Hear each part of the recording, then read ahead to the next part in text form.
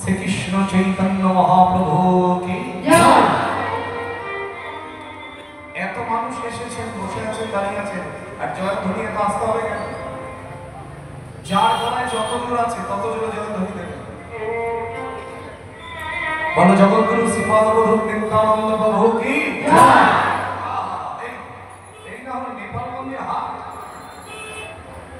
নেপালগঞ্জে বাইরে হাট, আজকে ভেতরে হাট।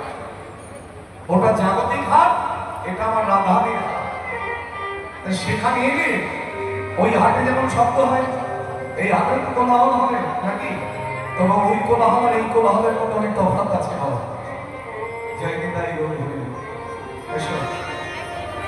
বলো জগৎ